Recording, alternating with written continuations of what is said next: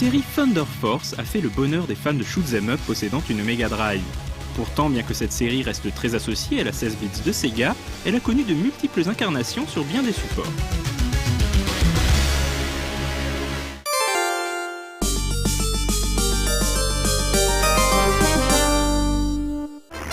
Le premier épisode de la série sort en 1983 sur l'ordinateur Sharp X1 et sera par la suite porté sur de nombreux ordinateurs japonais, en particulier ceux de Sharp et de NEC. La version dont vous voyez les images est d'ailleurs la version sortie sur le PC 88 de NEC.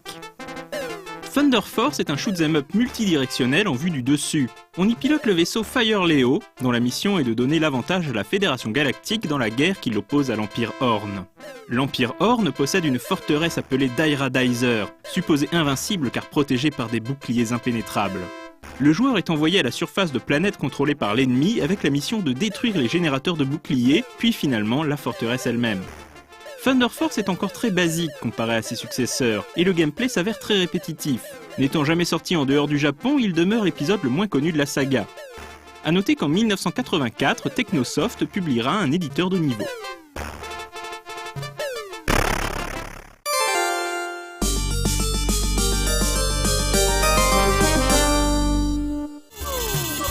Il faut attendre 5 longues années avant de voir apparaître une suite à Thunder Force, cette fois-ci sur l'ordinateur Sharp X68000.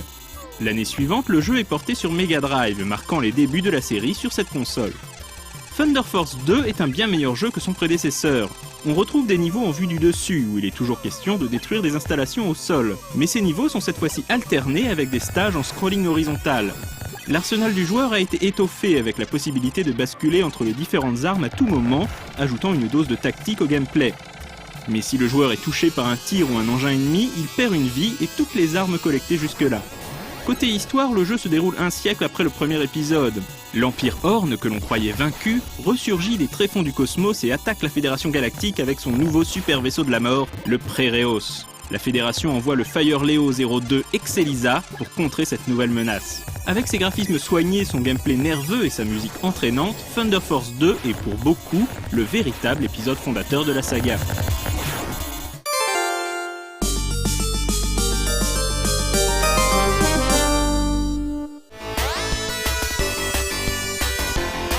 En 1990, Technosoft réalise Thunder Force 3, épisode charnière qui abandonne les niveaux en vue du dessus pour se concentrer sur ceux en scrolling horizontal.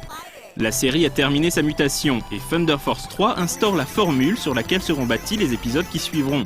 Il est ainsi possible de choisir dans quel ordre l'on souhaite faire les 5 premiers niveaux. Autre changement d'importance, lorsque le joueur perd une vie, il ne perd pas toutes ses armes, uniquement l'arme en cours d'utilisation.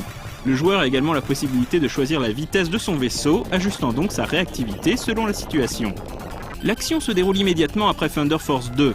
Malgré la destruction du Préréos, l'Empire Horn continue sa conquête implacable de la galaxie. Malgré tous ses efforts, la Fédération n'est pas parvenue à localiser la base principale de l'Empire, rendue invisible par un puissant dispositif de dissimulation, lui-même protégé par un système de défense infranchissable appelé Cerberus. Pour échapper à la détection par Cerberus, la Fédération décide d'envoyer un seul vaisseau, le Fire Leo 03 Styx, pour détruire les générateurs du dispositif de dissimulation, trouver la base de l'Empire et éliminer l'Empereur lui-même. Il est amusant de noter que Thunder Force 3 sera porté de la Mega Drive vers l'arcade et pas l'inverse. La version arcade porte le nom Thunder Force AC. Cette version arcade sera à son tour portée sur Super Nintendo en 1991 sous le nom Thunder Spirits.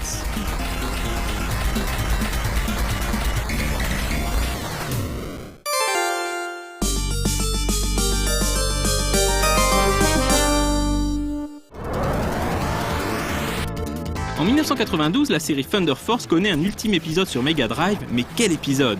Au moment de sa sortie, Thunder Force 4 est en effet une sacrée claque visuelle et sonore. Non seulement les graphismes sont magnifiques, mais la bande-son oscillant entre trip électro et sonorité hard rock est elle aussi entrée dans la légende. Le gameplay reprend les bases instaurées par Thunder Force 3, et on en retrouve de nombreux aspects comme le choix de l'ordre des premiers niveaux ou la possibilité de changer la vitesse du vaisseau. L'une des nouveautés de Thunder Force 4 est que dans certains niveaux, il est possible de se déplacer également verticalement, les niveaux se déroulant sur plusieurs écrans, comme on disait dans le temps. Après la défaite de l'Empire Horn, la Fédération Galactique pensait connaître enfin la paix. Mais les BIOS, une armée constituée du reste des forces de l'Empire, montent une contre-attaque dévastatrice. Comme on ne change pas une tactique qui marche, la Fédération envoie son dernier chasseur, le Fireleo 04 Rheinex, pour régler une fois pour toutes le problème et conclure en beauté la saga de l'Empire Horn. A noter que Thunder Force 4 contient un mode coop caché. Si 2 manettes sont branchées dans la console, l'une des manettes contrôlera le vaisseau et l'autre les armes.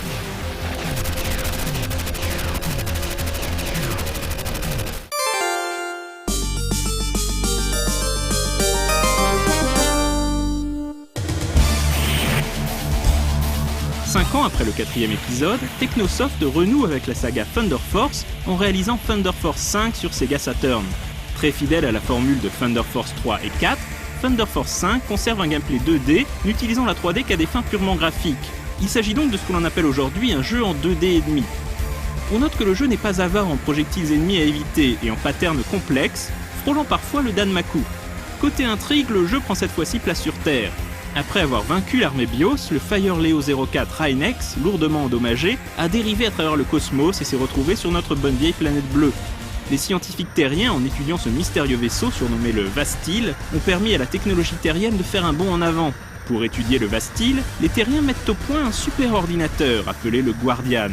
Ce qui devait arriver arriva, le Guardian finit par se la jouer Skynet et décréter l'anéantissement de la race humaine. Seules les squads de pilotes menées par Sénès Crawford peuvent tenir tête aux légions de machines du Guardian. S'il ne révolutionne pas le shoot'em up, Thunder Force 5 est un très bon cru et l'une des perles du genre sur Saturn, après Radiant Silvergun. Le jeu sera porté l'année suivante sur PlayStation dans une version appelée Thunder Force 5 Perfect System, dont sont d'ailleurs extraites les images utilisées dans cette émission.